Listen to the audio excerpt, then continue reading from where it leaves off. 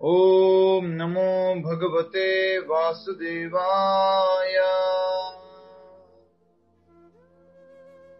ओम नमो भगवते वासुदेवाय। ओम नमो भगवते वासुदेवाय। मुखम करोति वाचारं पंगुं श्री गुरु जी ने कहा। हरे कृष्णा। सभी का स्वागत आज के इस भगवद गीता कार्यक्रम में। और आज हम कोशिश करेंगे कि अध्याय 1 उसको पूरा कर पाए, और उसमें मात्र 5 श्लोक और बचे हुए हैं। हम कोशिश करेंगे कि यह अध्याय पूरा हो आज, और हम बहुत ही महत्वपूर्ण बातें इस अध्याय से समझ लें। और अर्जुन ने जो जो आर्ग्यूमेंट दिए थे, अर्जुन ने जो जो बातें रखी थी भगवान श्री कृष्ण के सामने युद्ध न करने के लिए, उन बातों को हम समझ सकें। ठीक है। हरे कृष्णा।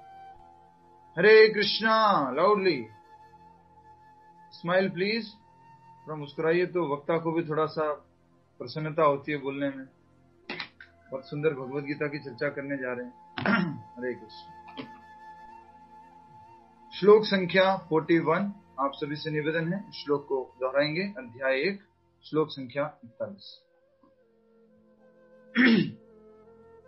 संकरो नरकायेव कुलघ्नानां कुलस्य च पतन्ति पितरो हयेषाम् लुप्तपिंडोदक क्रियाः। तो बहुत ही सुंदर बात यहाँ पर अर्जुन जो है भगवान श्री कृष्ण से कह रहे हैं, उसको पहले अनुवाद से समझने का प्रयास करते हैं, फिर दूसरे श्लोकों से आपको लिंक भी करना है जो पिछले श्लोक थे। अनुवाद तथा तात्पर्य श्रील प्रभुपाद जी द्वारा। श्रील प्रभुपाद की जय। अनुवाद दोहराएंगे। अवांछित संतानों की वृद्धि से निश्चय ही परिवार के लिए तथा पारिवारिक परंपरा को विनष्ट करने वालों के लिए नारकीय जीवन उत्पन्न होता है। ऐसे पतित कुलों के पुरखे पितर लोग गिर जाते हैं, क्योंकि उन्हें जल तथा पिंड दान देने की क्रियाएं समाप्त हो जाती हैं।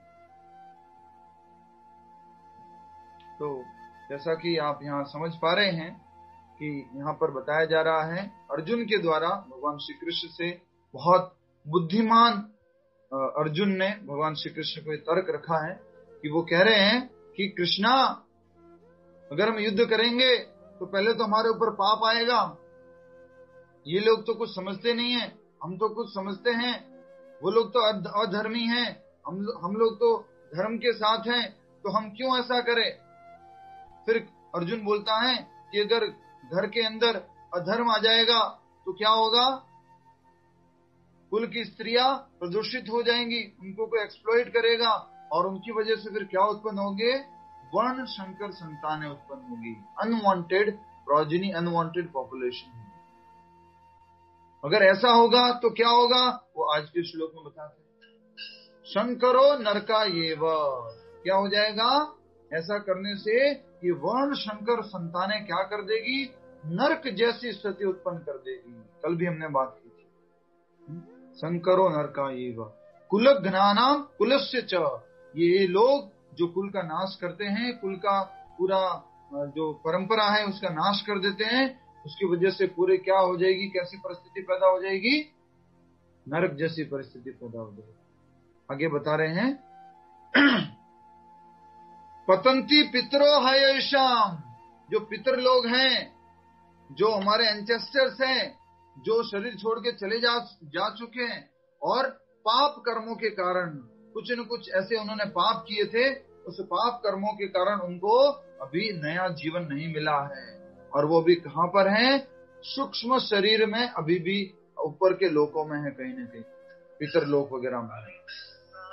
हरे कृष्णा। एक सेकेंड ना, आज बहुत सारे लोग जो है ग्रुप में जुड़े हुए नहीं हैं, या क्या मालूम ग्रुप देखते नहीं हैं, इस कारण से अभी फोन कर रहे कि हमें क्लास ज्वाइन करना है। ये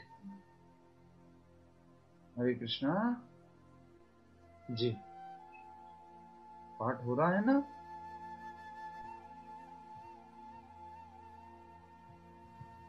जी, तो हमने नया मीटिंग का लिंक दिया है आपको, उस वाले लिंक पे नहीं हो रहा ना? ग्रुप में हमने नया चीज डाला है, नया लिंक डाला है। आप ग्रुप देखे हैं? जी, ग्रुप में देखिए, ग्रुप में जो है नया लिंक डाला है। कल अनाउंसमेंट भी किया था कि नए लिंक पे आज कथा होगी। जी जी, धन्यवाद। हरे कृष्णा। तो यहाँ पर बताया जा रहा है, अवांछित संतानों की वृद्धि से निश्चय ही परिवार के लिए तथा पारिवारिक परंपरा को विनष्ट करने वालों के लिए नारकीय जीवन उत्पन्न होगा। जो परिवार वाले हैं, जिस परिवार में ऐसी संतानें उत्पन्न हुई है, उनके परिवार में भी, और जिन्होंने ऐसा किया है, जिन्होंने पारिवारिक परंपरा को नष्ट किया है, उनके लिए भी कैसा जीवन हो जाएगा? नारकीय जीवन हो जाएगा। अब ऐसे पतित कुलों के पुरखे गिर जाते हैं, तो इसी के ऊपर बात हो रही थी, जो कि हमारे पुरखे, हमारे पूर्वज, दादा परदादा और भी कोई जो पुराने हैं, वो अपने स्थान से गिर जाते हैं। क्यों गिर जाते हैं? उसका उत्तर आगे दे जाते हैं। क्योंकि उन्हें जल तथा पिंड दान देने की क्रियाएं समाप्त हो जाती है। आप में से कितने लोग जानते हैं जल देना चाहिए, पिंड दान करना चाहिए? Please raise your hand. घर में तर्पण करना चाहिए पितरों को, राइट? ये सब क्रियाएं क्या हो जाएगी? जब वर्ण शंकर संतानें उत्पन्न होगी तो ये सारी क्रियाएं खत्म हो जाएगी, और वो पितर जो है नीचे गिर जाएंगे, वापस धरती पर आ जाएंगे। तो अर्जुन बहुत वैलिड आर्ग्यूमेंट दे रहा है, बहुत बुद्धिमानी वाले बात कर रहा है। क्यों लड़ाई करूं मैं, ऐसा करके बोल रहा भगवान कृष्ण से। अब देखिए आगे तात्पर्य पढ़ते हैं। उसमें तात्पर्य में आज 6 तरह के ऋण के बारे में बताया। हर एक व्यक्ति जब जन्म लेता है तो उसके ऊपर 6 तरह के ऋण आ जाते हैं, उसके बारे में यहाँ पर बताया गया है। तो हम तात्पर्य को समझने का प्रयास करेंगे। तात्पर्य श्रील प्रभुपाद जी द्वारा। तात्पर्य हमारे साथ साथ पढ़िए, आपका ध्यान पूरा तात्पर्य में होगा, ऐसी मैं आप सभी से आशा करता हूँ। हम अगर थोड़ा एफर्ट डाल रहे हैं तो आप भी थोड़ा एफर्ट डालिए इस चर्चा को अच्छे से समझने के लिए। सकाम कर्म के विधि विधानों के अनुसार कुल के पितरों को समय समय पर जल तथा पिंड दान दिया जाना चाहिए। पिंड उदक क्रिया बोलते हैं इसको, पिंड उदक क्रिया। पिंड का मतलब होता है खाना, भोजन, और उदक मतलब है उनको जल देना चाहिए। ठीक है, पिंड उदक क्रिया। तो ये समय समय पर होता है। कब होता है? जनरली एक श्राद्ध पक्ष आता है, 15 दिन का ये पक्ष आता है। उस श्राद्ध पक्ष में अपने पितरों को भोजन तथा ये जल अर्पण करना चाहिए। ठीक है, प्रभुपाद जी कहते हैं इसी श्लोक के लेक्चर में कि भारत में गया नाम का एक स्थान है, उस गया नाम के स्थान पर लोग तर्पण करने के लिए जाते हैं, पिंडोदक क्रिया करने के लिए जाते हैं। लेकिन आजकल की जो नई जनरेशन है, नए बच्चे हैं, क्या होगा ऐसा करने से?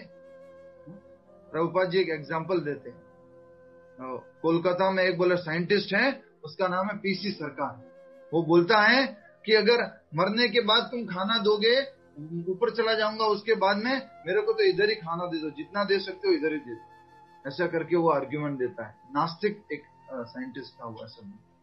बट ये पारिवारिक परंपरा है, ये वैदिक नियम है, ये सभ्यता है। इसको कैसे होता है वो आगे बताया गया है। नेक्स्ट, यह दान विष्णु पूजा द्वारा किया जाता है, क्योंकि विष्णु को अर्पित भोजन के उच्चिष्ट भाग प्रसाद के खाने से सारे पाप कर्मों से उद्धार हो जाता है। तो बहुत ही सरल भाषा में प्रभुपाद जी समझा रहे हैं कैसे करें ये हम पिंडोदक क्रिया, कैसे करें हमें ये तर्पण। बहुत सरल भाषा में समझाया गया। वो क्या है? भगवान श्री कृष्ण को, भगवान श्री विष्णु और उनके रूप लाइक राम जी और नरसिंह भगवान, इन सब रूपों को आप भगवान का भोग लगाएं और फिर जो है वो सब में बांटें। देखिए कुछ लोग और भी कॉल कर रहे हैं, मैं क्या करूं ये समझ में नहीं आ रहा। क्लास अटेंड करो या इसको बताऊं कि अभी लिंक दूसरा भेज दिया है। ठीक है, आपको एक दिन की तो सजा लेनी चाहिए ऐसा लग रहा है, राइट? आप ध्यान नहीं दे रहे ग्रुप में, तो हमने तो अपना कर्तव्य किया है, मेहनत करके नया लिंक लिया है और आप सब लोगों को सेंड भी किया ग्रुप में अपडेट। अभी आप ध्यान नहीं दे रहे हैं, कोई बात नहीं, फिर भी हम अपना कर्तव्य एक बार और कर देते हैं जल्दी से। हरे कृष्ण। अब जो बात बताई जा रही आगे वो सबसे इंपॉर्टेंट है। घर पे कैसे करे पिंड उदक क्रिया?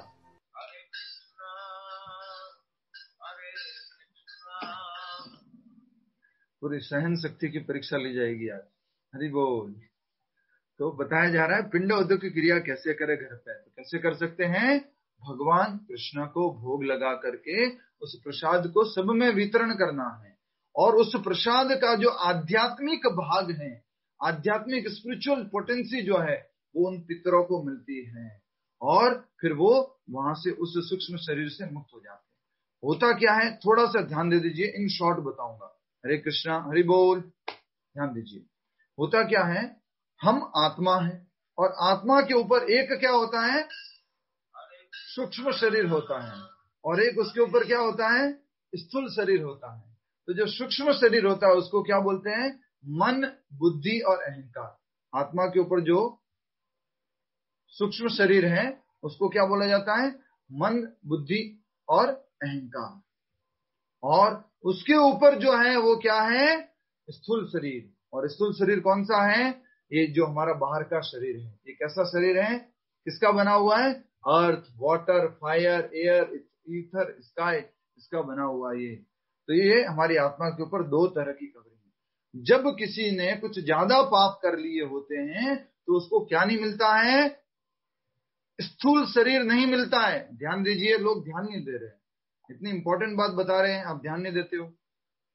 जब किसी को बहुत ज्यादा पाप करने के कारण स्थूल शरीर नहीं मिलता है, ग्रॉस बॉडी नहीं मिलती है, तो किसमें रहता है? वो सूक्ष्म शरीर में रहता है।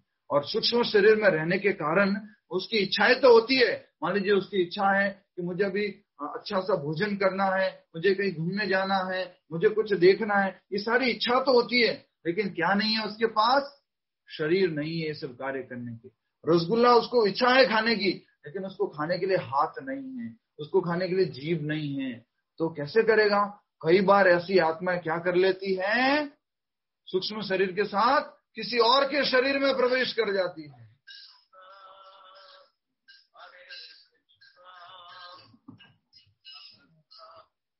हरे कृष्णा जी, हरे कृष्णा जी।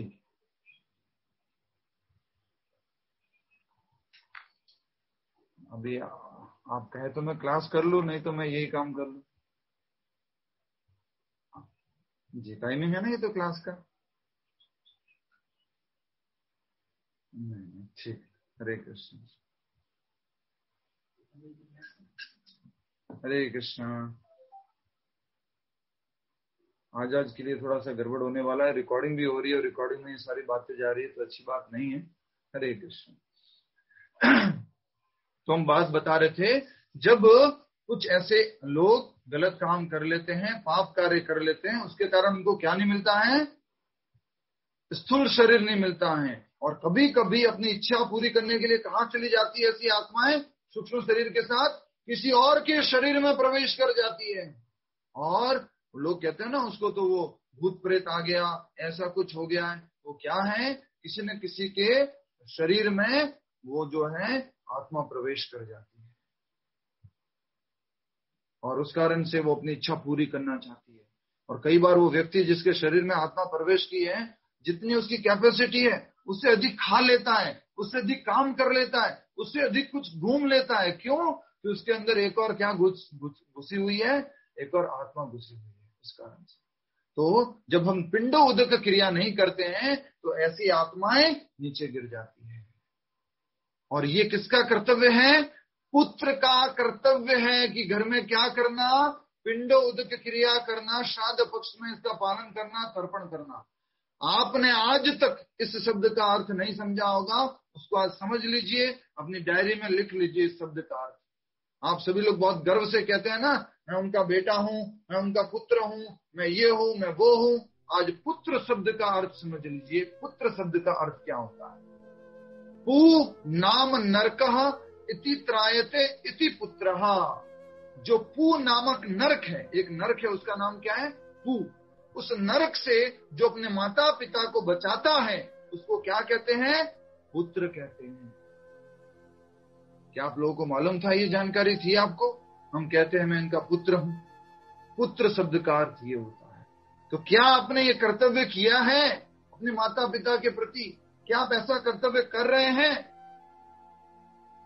क्या आप अपने माता पिता को इस प्रकार की भक्ति का मौका दे रहे हैं जिससे कि वो इस नरक से बच जाए? तो ये पुत्र शब्द का अर्थ है नरकात इति त्रायते इति पुत्रः। जो पूर्णाम नरक से अपने माता पिता को बचाता है उसको क्या कहा जाता है? पुत्र कहा जाता है। अच्छे से समझिएगा, बहुत इंपॉर्टेंट बात है। इसलिए ऐसा पहले होता था, हर एक राजा पुत्र की बहुत इच्छा करता था, मेरा पुत्र होना चाहिए, मेरा पुत्र होना चाहिए। राजा चित्रकेतु की लगभग 10 लाख शादियां हो चुकी थी, 10 लाख पत्नियां थी राजा चित्रकेतु, और उसके कोई पुत्र नहीं था। तो पुत्र की इच्छा कर रहा था। क्यों? क्योंकि मैं मर जाऊंगा, उसके बाद पीछे से तर्पण वगैरह कौन करेगा, वो क्रियाएं कौन करेगा। इसलिए ऐसा कहते थे कि समाज में एक पुत्र होना जरूरी होता था। अब हम आगे बढ़ते हैं, थोड़ा समय का पूरा ध्यान रखते हुए। जिन लोगों के पास ग्रुप लिंक नहीं था, जो लोग नहीं समझ पाए हैं, उनसे अगर आप लोग शेयर कर देंगे, कल से उनको बता देंगे तो अच्छा रहेगा। ये आपका भी कर्तव्य है उन लोगों तक संदेश पहुंचाना। कभी कभी पितरगण विविध प्रकार के पाप कर्मों से ग्रस्त हो सकते हैं, और कभी कभी उनमें से कुछ को स्थूल शरीर प्राप्त न हो सकने के कारण उन्हें प्रेतों के रूप में सूक्ष्म शरीर धारण करने के लिए बाध्य होना पड़ता है।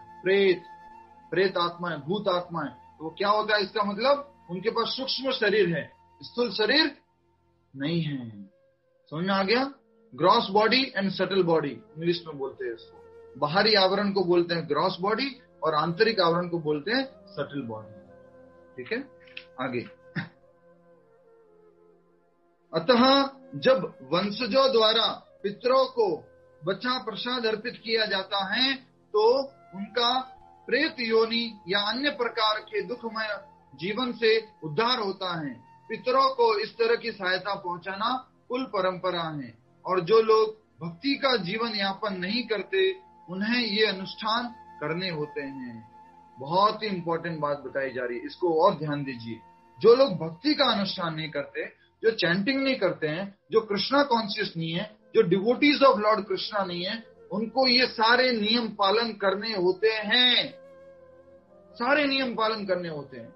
जो डिवोटीज ऑफ कृष्णा नहीं है, जो प्रैक्टिशनर नहीं है कृष्णा कॉन्शियसनेस के, उनको ये सारे नियम पालन करने। अपने पिता को, अपने दादा को, उनको पिंड उदक क्रिया करनी होती है, उनको तर्पण करना होता है, उनको भोजन और जल अर्पण करना होता है। ये सब करना जरूरी है। उससे क्या होता है? वो आध्यात्मिक शक्ति प्राप्त करके अपने पापों से मुक्त हो जाते हैं और उनका दुखमय जीवन से उद्धार हो जाता है। ठीक है, सोचिए कितनी बड़ी रेस्पॉन्सिबिलिटी है हमारे ऊपर। क्या हम ऐसा करते हैं? क्या हम स्वार्थ से बाहर निकल करके अपने दादा परदादा या उनके बारे में कभी सोचते हैं? आजकल तो पूरी सभ्यता नष्ट होती जा रही है। ये पिंड दान करने से क्या होगा, ये तर्पण करने से क्या होगा, सब भूलते जा रहे हैं। इसलिए हमें अपनी कुल परंपरा को बचा कर रखना। आगे। केवल भक्ति से मनुष्य सैकड़ों या हजारों पितरों को ऐसे संकट से उबार सकता है। दोबारा पढ़ूंगा मैं, आप सभी लोग ध्यान दीजिए। केवल भक्ति करने से मनुष्य सैकड़ों क्या हजारों पितरों को ऐसे संकट से उबार सकता है। अगर कोई व्यक्ति भक्ति का अभ्यास कर रहा है, कृष्ण भावनामृत का अभ्यास कर रहा है, हरे कृष्ण महामंत्र का जाप कर रहा है, प्रतिदिन जो है भगवत गीता भागवत का श्रवण कर रहा है, तो वो क्या कर सकता है? ऐसे सैकड़ों हजारों पितरों को वो मुक्ति दिला सकता है। क्या इसका उदाहरण है? इसका उदाहरण है भक्त प्रहलाद। भक्त प्रहलाद जब अपने पिताजी की हत्या हो गई, भगवान नरसिम्हदेव ने हिरण्यकशिपु को जब मार दिया, तो प्रहलाद से पूछा गया नरसिंह भगवान द्वारा कि बताओ प्रहलाद, तुम्हें क्या चाहिए? मैं तुम्हारे से प्रसन्न हूं। प्रहलाद बोलता मुझे कुछ नहीं चाहिए। तब भगवान नरसिम्हदेव पूछते हैं कुछ तो बताओ, कुछ तो तुम्हारी इच्छा होगी। बोले नहीं, मेरी कुछ इच्छा नहीं है। फिर भी पूछते हैं बताओ कोई इच्छा तो होगी तुम्हारी। वो क्या बोलते हैं? मेरे पिताजी जो है असुर वर्य देही नाम थे, टॉप मोस्ट राक्षस थे। मैं चाहता हूं, इन्होंने इतने पाप कर्म किए, आप थोड़ा मुक्ति दे देंगे तो बड़ी कृपा हो। देखिए भक्त का हृदय कैसे होता है, इतना अपराध करने के बाद भी वो अपने पिताजी को माफ करना चाहता है और कह रहा है कि उनको मुक्ति दे दीजिए। तो भगवान नरसिंह देव क्या बोलते हैं, हे प्रहलाद, क्योंकि तुम मेरे पुत्र हो तो तुम्हारी 14 पीढ़ियों तक जो है नरक में जाने से बच जाएगी। तो अगर परिवार में एक भी अच्छा भक्त बन जाता है तो बहुत सारी पीढ़ियों का उद्धार हो जाता है। अगर कोई शुद्ध भक्त बनता है तो ये सब कुछ कार्य करने की जरूरत नहीं है, अलग अलग तरह की पिंडदान क्रिया ये वो बिल्कुल जरूरत नहीं है, एकमात्र कार्य करना होगा। अब आगे बताया जा रहा है श्रीमद् भागवत पुराण के अंदर कि हर एक व्यक्ति के ऊपर 6 प्रकार के ऋण होते हैं। इन ऋणों से कैसे उतारा जाए, किस किस का ऋण उतारेंगे हम, वो यहाँ पर बताया जा रहा है उन ऋणों को कैसे उतारा जा सकता है। देखिए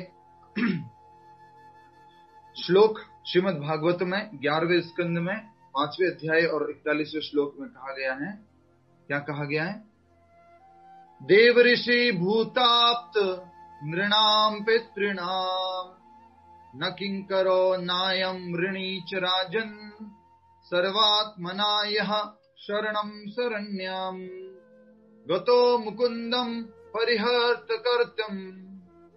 बहुत सुंदर बात कही जा रही है, 6 प्रकार के ऋण होते हैं, वो क्या क्या है अब इस श्लोक में भी पढ़ेंगे और आपको डाउट रहेगा तो बाद में पूछ सकते हैं। अनुवाद दोहराएंगे। जो पुरुष, सभी को दोहराना है, जो पुरुष अन्य समस्त कर्तव्यों को त्याग कर मुक्ति के दाता मुकुंद के चरण कमलों की शरण ग्रहण करता है और इस पथ पर गंभीरता पूर्वक चलता है, वह देवताओं, मुनियों, सामान्य जीवों, स्वजनों, मनुष्यों या पितरों के प्रति अपने कर्तव्य या ऋण से मुक्त हो जाता है। श्री भगवान की सेवा करने से ऐसे दायित्व अपने आप पूरे हो जाते हैं। तो अगर कोई भगवान श्री कृष्ण की सेवा में लगा हुआ है तो उसको सारे ऋणों से मुक्ति हो जाती है।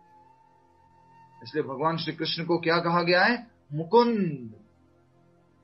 मुकुंद माधव गोविंद बोल, केशव माधव हरि हरि बोल।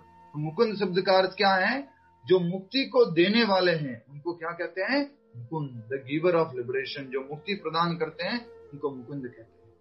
ठीक है, तो कहा जा रहा है श्लोक में, भागवत के श्लोक में, कि व्यक्ति अगर मुकुंद के चरण कमलों की शरण ग्रहण कर लेता है तो वो ऑटोमेटिकली सारे ऋणों से मुक्त हो जाता है।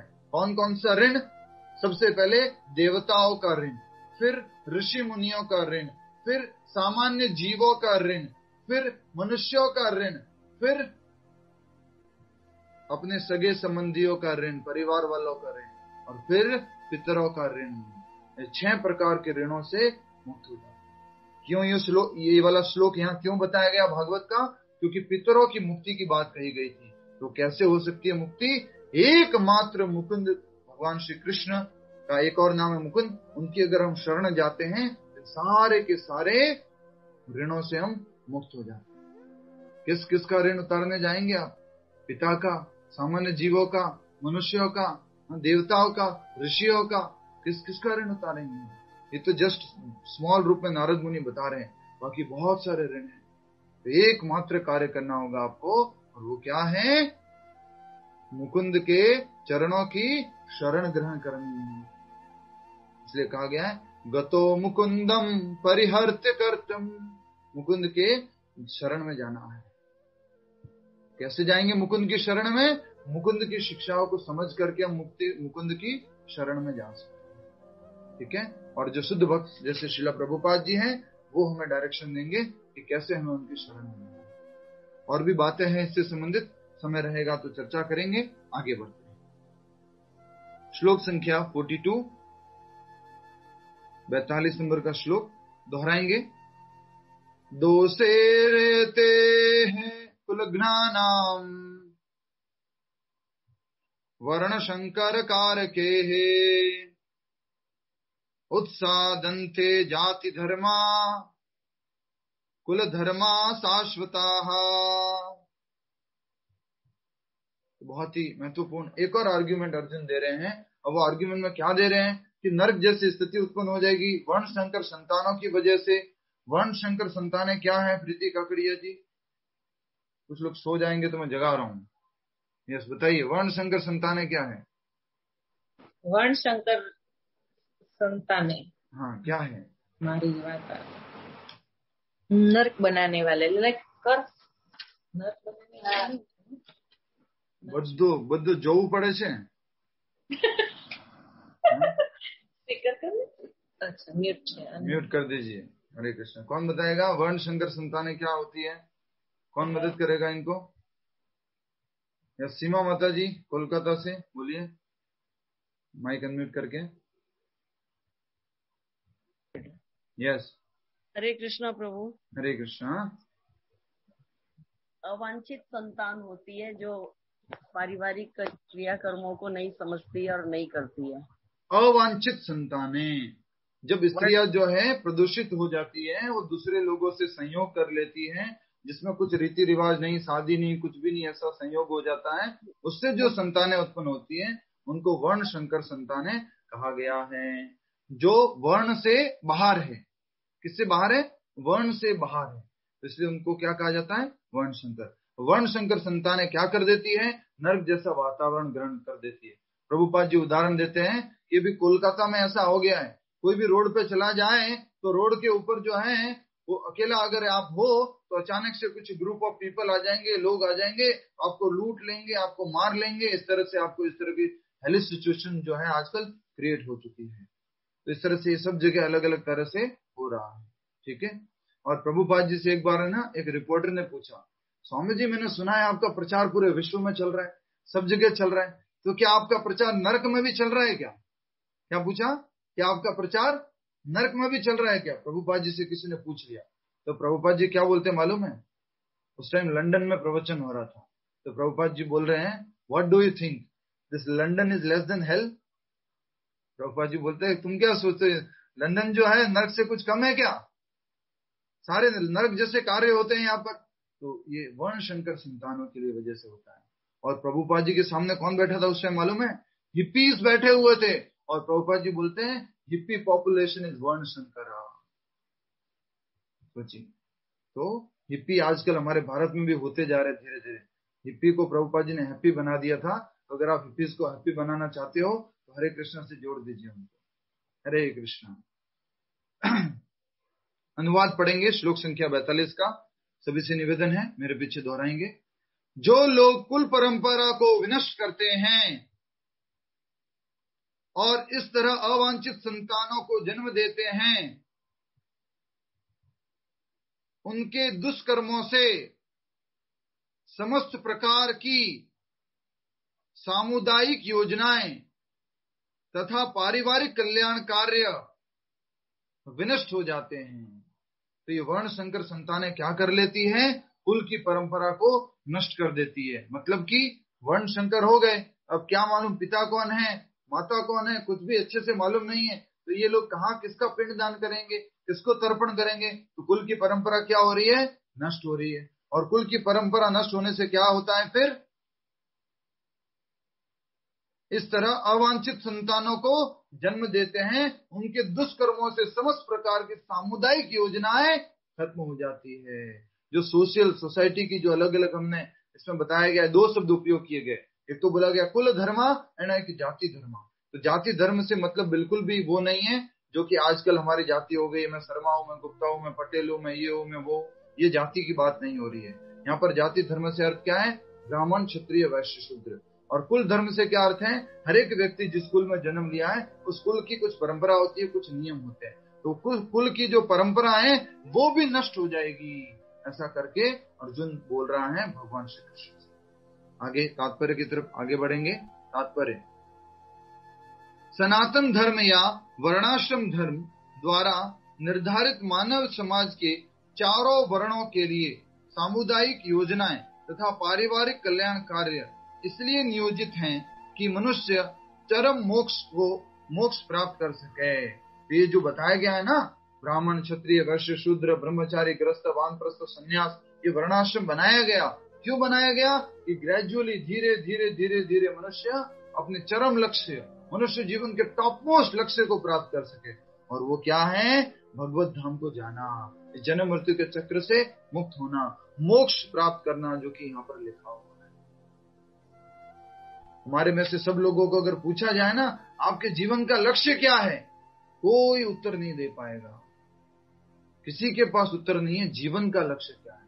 सबके पास अभी का लक्ष्य है, कभी मैं 1 साल में मुझे ये करना है, 2 साल में ये करना है, 3 साल में ये करना है। मनुष्य जीवन जो आपने लिया है, इस जीवन का क्या उद्देश्य है, किसी के पास उत्तर नहीं। इसलिए हमें पहले समझना है हमारे मनुष्य जीवन का उद्देश्य क्या है, और वो ये है किसी जन्म मृत्यु के चक्र से मुक्त होना और भगवान के धाम वापस चले जाना। इसलिए यहाँ पर कहा गया है कि पहले जो है वर्ण आश्रम की परंपरा चलती थी, उसके अंतर्गत व्यक्ति उसका अगर पालन करता है तो धीरे धीरे क्या मिल जाती थी, उसको मुक्ति मिल जाती थी। आगे, अतः समाज के अनुत्तरदायी नायकों द्वारा सनातन धर्म परंपरा के विखंडन से उस समाज में अव्यवस्था फैलती है। फलस्वरूप लोग जीवन के उद्देश्य विष्णु को भूल जाते हैं। ऐसे नायक अंधे कहलाते हैं और इनके द्वारा अनुगमन करते हैं, और जो लोग इनका अनुगमन करते हैं वे निश्चय ही कुव्यवस्था की ओर अग्रसर होते हैं। तो यहाँ पर बात कही गई है, तात्पर्य में जरूर देखा कीजिए अपनी किताब में जब पढ़ा जा रहा है। तो यहाँ पर कहा गया है कि समाज के अनुत्तरदायी नायकों, नायक मतलब क्या होता है? लीडर। उत्तरदायी नायक नहीं है, सेल्फिश नायक है, लीडर से। और ऐसे लीडरों की वजह से क्या हो गया है? समाज जो है जाति में डिवाइड हो गया। आजकल की हमारे समाज की जो वर्ण व्यवस्था है वो खंडित हो चुकी है, और उस कारण से जाति, अलग अलग तरह की जातियां बन चुकी है, और कुल की परंपरा नष्ट हो चुकी है। मनुष्य जीवन के उद्देश्य को भूल चुका है। और यहाँ बताया जा रहा है जीवन का उद्देश्य कौन है? भगवान श्री कृष्ण, विष्णु, उनके धाम जाना, वो जीवन का उद्देश्य, उसको हम भूल चुके हैं। बचपन से बच्चे को जब माँ के घर में होता है ना, आजकल तो तब से चालू हो गया, हस्बैंड वाइफ आपस में बात करते हैं, और अच्छा अगर बेटा होगा तो क्या बनाएंगे, अच्छा बेटी होगी तो क्या बनेगी, अच्छा बेटा होगा तो क्या उसको डॉक्टर बनाएंगे या इंजीनियर बनाएंगे।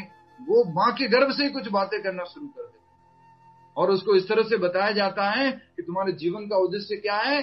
बहुत पैसा कमाना, बड़ी गाड़ी लाना, बड़ा घर लेना, ये तुम्हारे जीवन का उद्देश्य है। लेकिन वास्तव में मनुष्य जीवन का उद्देश्य कुछ और है। आगे और बढ़ते जाएंगे तो बहुत सारी चीजें हम समझेंगे। इसलिए लास्ट में कहा गया है, श्रीमद् भागवत के श्लोक से ये लाइन उपयोग की गई है। वो क्या है? अंधा यथांधेय उपनीयमाना। एक अंधा दूसरे अंधे का हाथ पकड़ा हुआ है और बोल रहा है चलो चलो चलो मैं तुम्हें रोड क्रॉस करवाता हूं। तो कैसी रोड क्रॉस होगी, समझ रहे हैं आप? एक अंधा दूसरे अंधे का हाथ पकड़ करके बोल रहा चलो चलो मैं रोड क्रॉस करवाता हूं। वैसे ही आजकल के नेता हैं, क्या बोला गया उनको? अंधे नेता। कुछ मालूम नहीं है समाज, कुछ मालूम नहीं है वर्ण व्यवस्था क्या है, और ऐसे लोग दूसरे लोगों को गाइड कर रहे हैं। वो बड़ी बड़ी पोजीशन पे बैठे हुए हैं और बाकी सारे लोग भी इसी तरह से उनको फॉलो कर रहे हैं, और उनको फॉलो करने के कारण क्या हो रहा है? कुव्यवस्था फैल रही है समाज में, गलत व्यवस्था फैल रही है। ठीक है, समझ में आया आपको? मैं पूछना चाहूंगा सजल जी से। सजल जी बताइए, एक अंधा दूसरा अंधा, क्या ये एग्जांपल दिया मैंने अभी? मतलब जिसको खुद को ही नहीं पता है कि जीवन का लक्ष्य क्या है, वो दूसरे को गाइड कर रहा है। जैसे कि आप बताए, गर्भ से ही हम बच्चों को, मतलब हम डिसाइड करने लगते हैं कि बच्चे को बड़े होके ये बनना है। बहुत सुंदर, बहुत अच्छे से बताया आपने।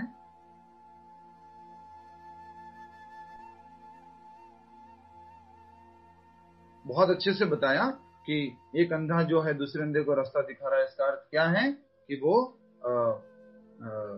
जिस प्रकार से एक व्यक्ति जीवन का उद्देश्य नहीं जानता है और वो दूसरों को बताने लग जाता है कि जीवन का उद्देश्य ये है। एक और उदाहरण देना चाहूंगा, प्रभुपाद जी उदाहरण देते हैं। एक व्यक्ति नदी के अंदर डूब रहा है, पानी के अंदर डूब रहा है, और उसके पास में एक और डूब रहा है। ठीक है, उसको एक जो पहला व्यक्ति है फिर क्या बोलता है मालूम है? अच्छा अच्छा रुको रुको मैं तुम्हें बचाता हूँ, रुक जाओ मैं तुम्हें बचाता हूँ। बचा सकता है क्या? वो खुद भी डूब रहा है और दूसरे को बोल रहा है मैं तुम्हें बचाऊंगा। कैसे संभव है ये? तो इसी प्रकार से पूरा समाज चल रहा है। किसी को डायरेक्शन नहीं है, कोई कुछ नहीं जानता जीवन का उद्देश्य क्या है, कैसे अभ्यास करना है हमारे मनुष्य जीवन के उद्देश्य को प्राप्त करने के लिए, और वो बस एक दूसरे से कहते जा रहे हैं। और जीवन में एक सबसे बड़ा रोग है हमारे पास, वो उस आगे वाले श्लोक से समझने वाले हैं। ठीक है, आगे बढ़ते हैं। श्लोक संख्या 43। उत्सन्न कुल धर्माणाम मनुष्याणाम जनार्दना नरके नियतम वासो भवतीति अनुशुश्रमा। अनुवाद, हे प्रजापालक कृष्ण, मैंने गुरु परंपरा से सुना है कि जो लोग कुल धर्म का विनाश करते हैं वे सदैव नरक में वास करते हैं। क्या बोला अर्जुन ने? पहले तो वो सिचुएशन हमेशा याद रखनी है। हरि बोल। अर्जुन कब बोल रहा है ये सब बातें? उनके हाथ से गांडीव धनुष सरक रहा है, उसकी त्वचा जल रही है, मुंह सूख रहा है, आंसू आ रहे हैं, उस अवस्था में ये बातें बोल रहा है। और वो बोल रहा है कृष्ण से, कृष्ण मैंने गुरु परंपरा से सुना है, हे प्रजापालक, हे प्रजा की रक्षा करने वाले कृष्ण, हे जनार्दन, मैंने सुना है। किससे? परंपरा से सुना है। क्या सुना है? कि जो कुल की परंपरा का, कुल धर्म का नाश करते हैं वो किसमें वास करते हैं? नरक में वास करते हैं। रेखा जी, ऐसा अर्जुन क्यों बोल रहा है?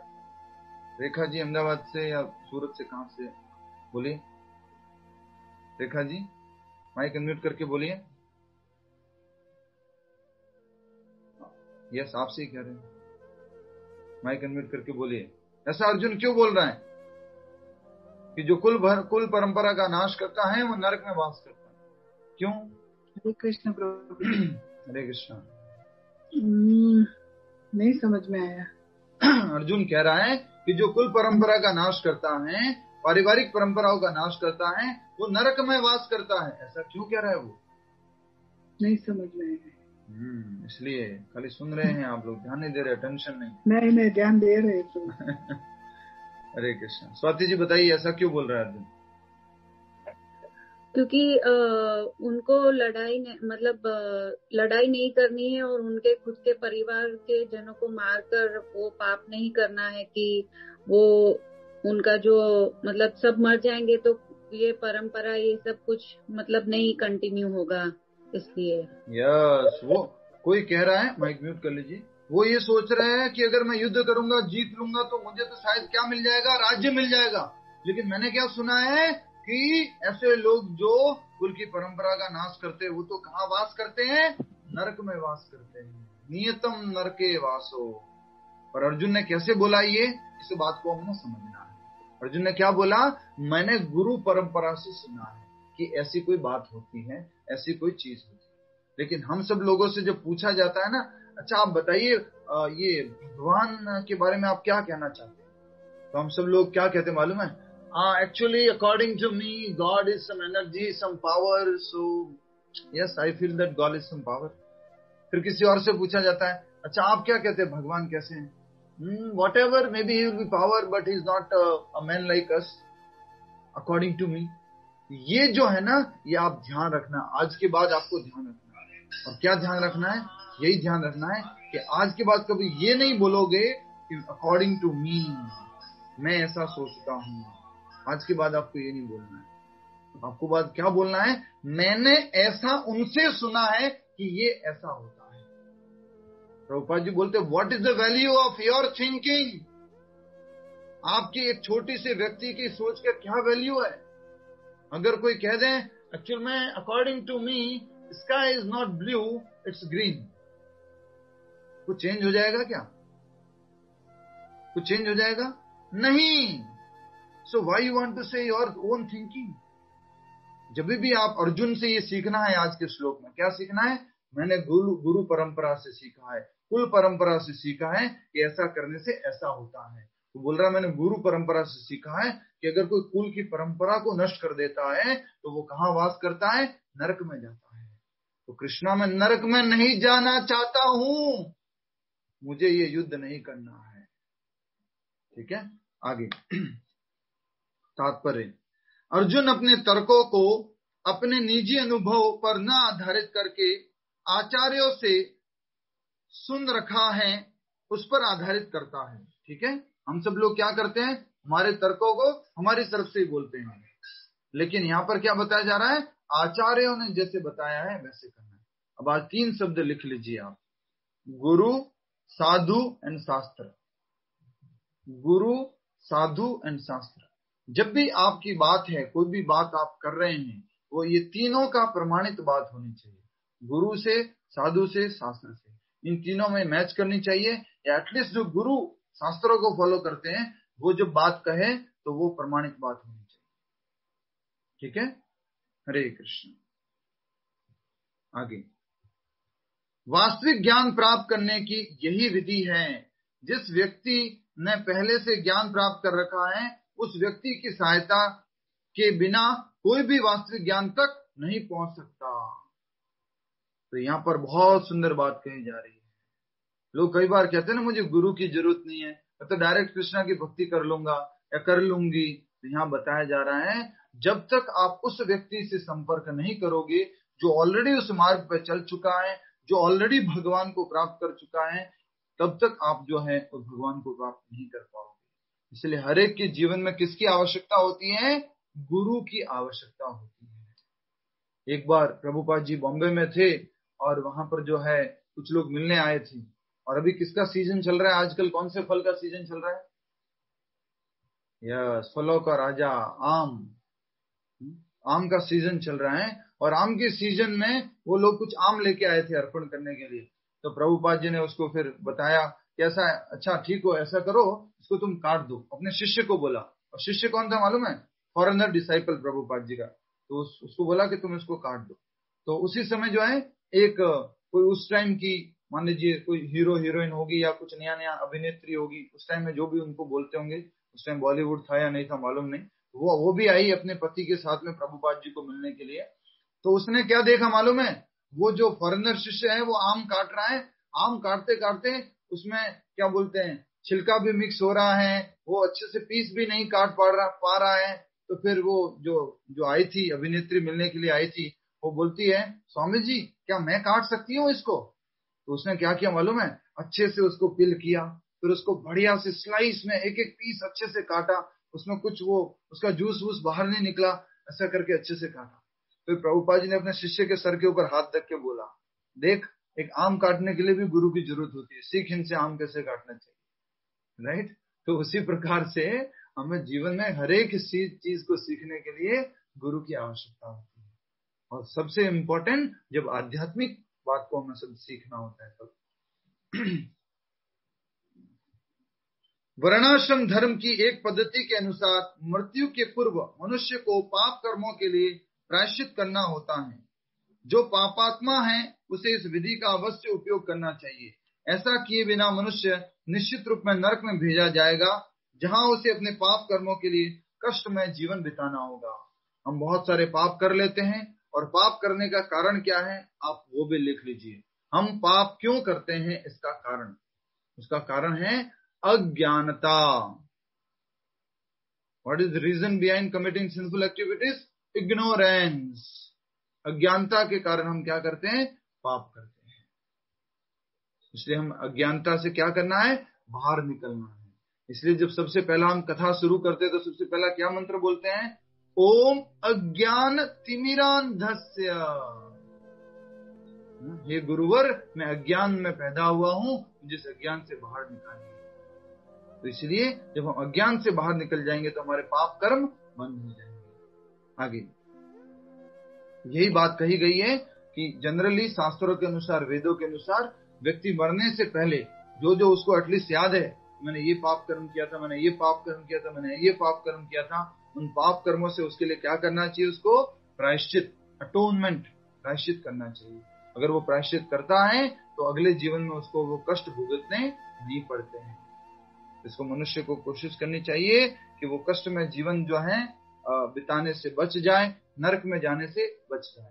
अब कई बार लोग बोलते हैं नरक और स्वर्ग इधर ही है। तो अगर आप में से किसी का ये प्रश्न हो तो आप जो है चैंटिंग के बाद जो प्रश्न पूछेंगे तब आप पूछ सकते हैं, इसको हम उत्तर देंगे।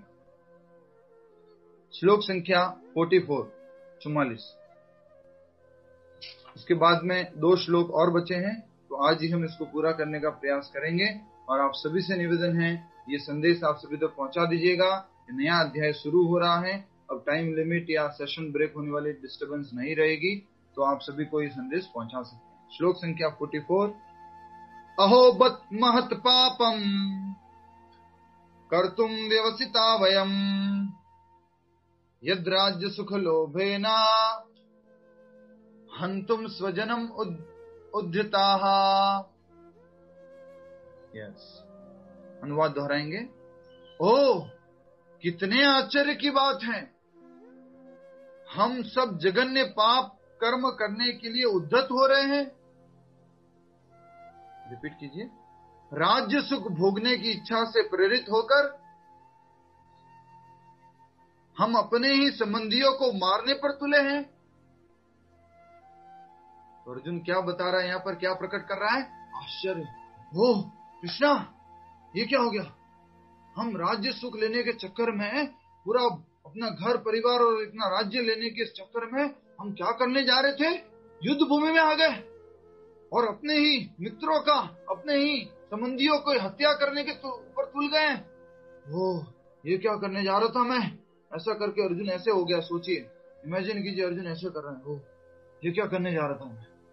ऐसे करके अर्जुन हो चुका। अब आगे भी बहुत इंपॉर्टेंट श्लोक है, उसको समझ लेंगे। उससे पहले तात्पर्य पढ़ लेते हैं। स्वार्थ के वशीभूत होकर मनुष्य सगे भाई, बाप या माँ के वध जैसे पाप कर्मों में प्रवृत्त हो सकता है।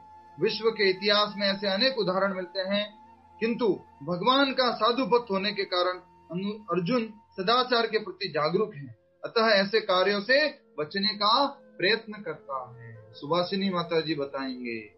हरे कृष्णा। सुभाषिनी माता जी, आपको बताना है कि ये जो बात कही गई है, व्यक्ति माँ बाप को वो सबको मार लेता है स्वार्थ पूर्वक, तो इसी तरह की बात हमने पहले की थी। कब व्यक्ति ऐसा कार्य करता है? व्यक्ति ऐसा कार्य कब करता है?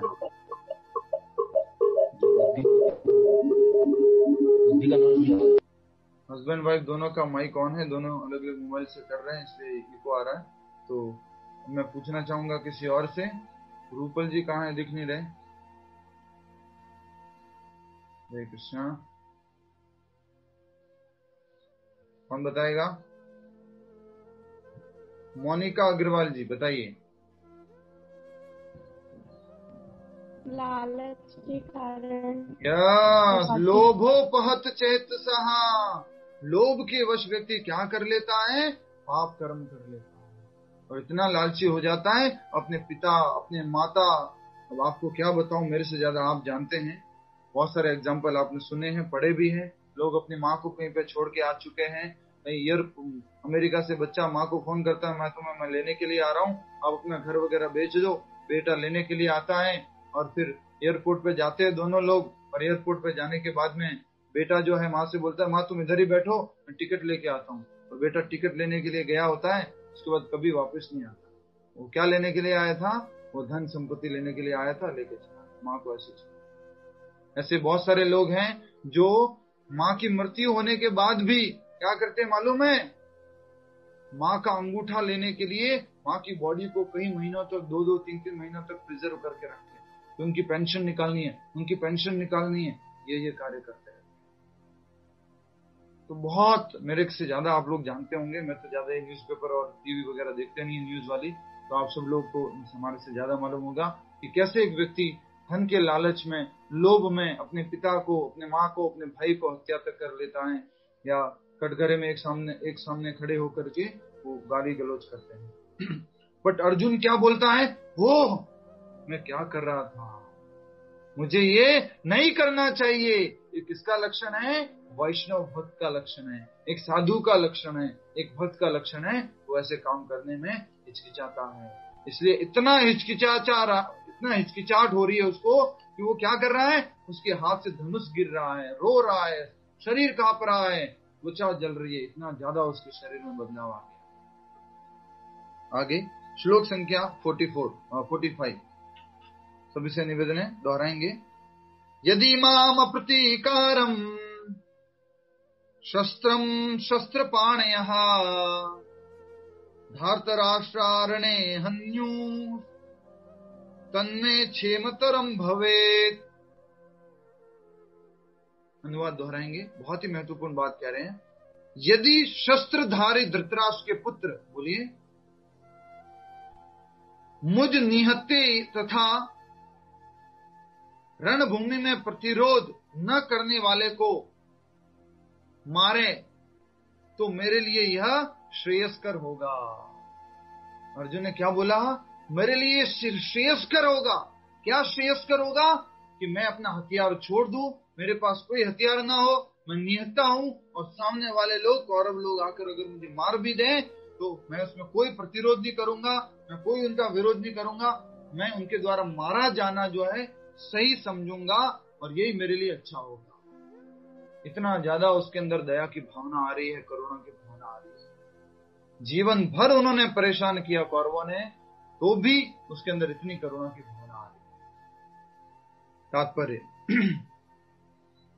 क्षत्रियों के युद्ध नियमों के अनुसार ऐसी प्रथा है कि निहत्ते तथा विमुख शत्रु पर आक्रमण न किया जाए। तो क्षत्रिय युद्ध में एक नियम होता है कि अगर किसी के पास हथियार नहीं है तो उसके ऊपर आक्रमण नहीं करना है, या कोई उल्टा खड़ा हुआ है, विमुख हुआ है, तो उसके ऊपर पीछे से आक्रमण नहीं करना है।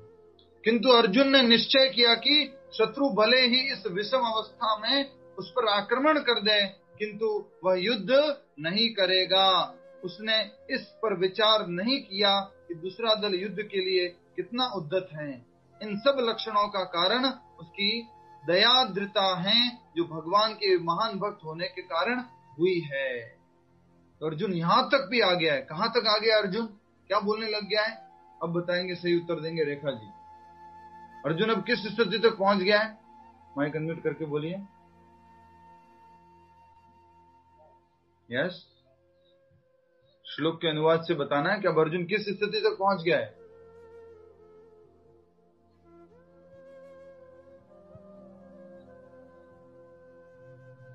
नहीं बताएंगे आप? ठीक है, कौन बताएगा? रीमा पटेल माता जी बताइए। हरे कृष्णा प्रभु। हरे कृष्णा।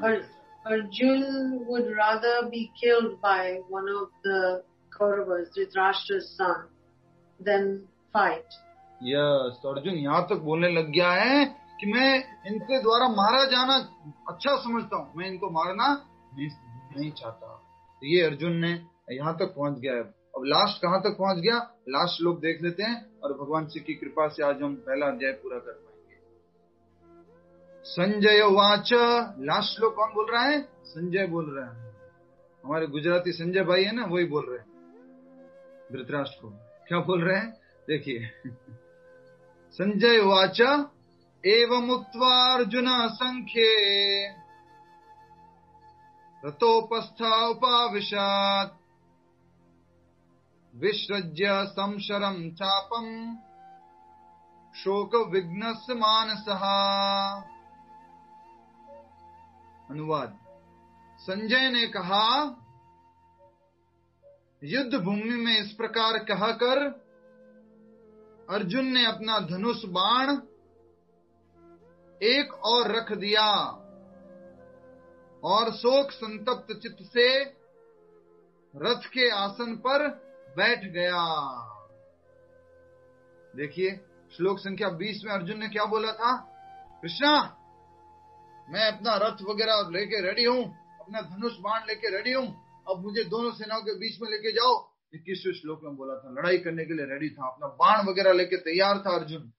बट अब क्या कह रहा है लास्ट में?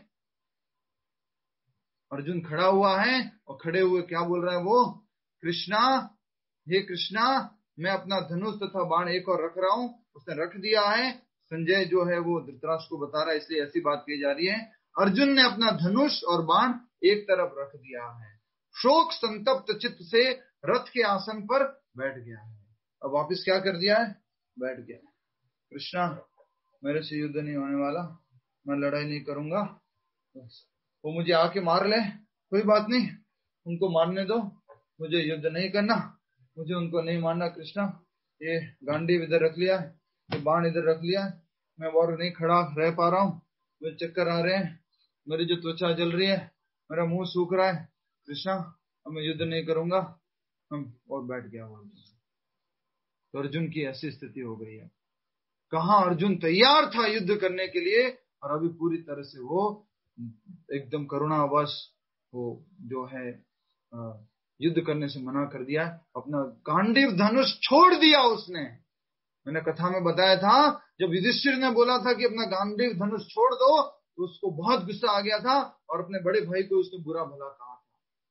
लेकिन आज वो स्वयं अपने हाथ से गांडीव धनुष छोड़ रहा है। कृष्णा, मेरे से लड़ाई नहीं होने वाली। युद्ध भूमि में इस प्रकार कहकर अर्जुन ने अपना धनुष तथा बाण एक और रख दिया और शोक संतप्त चित्त से रथ के आसन पर बैठ गया, रथ के ऊपर बैठ गया। ठीक है। तात्पर्य, अपने शत्रु की स्थिति का अवलोकन करते समय अर्जुन रथ पर खड़ा हो गया था। बात याद है अपने को? अर्जुन क्या करना चाह रहा था? शत्रुओं को देखना चाह रहा था, तब अपने रथ पर खड़ा हो गया था। किंतु वह शोक से इतना संतप्त हो उठा कि अपना धनुष बाण एक और रखकर रथ के आसन पर पुनः बैठ गया। ऐसा दयालु तथा कोमल हृदय व्यक्ति जो भगवान की सेवा में रत है, आत्मज्ञान प्राप्त करने के योग्य है। इस बात को अंडरलाइन कर लीजिए, जो लास्ट वाली लाइन है। ऐसा दयालु तथा कोमल हृदय व्यक्ति जो भगवान की सेवा में रत हो, आत्मज्ञान प्राप्त करने के योग्य है। Such a kind and soft-hearted person is eligible to receive the spiritual knowledge, the self-knowledge. तो व्यक्ति को अगर आध्यात्मिक ज्ञान को लेना है तो कैसा हृदय होना चाहिए? कोमल। और कैसा होना चाहिए? दयालु। दयालु और कोमल हृदय व्यक्ति जो है इस ज्ञान को ले सकता है।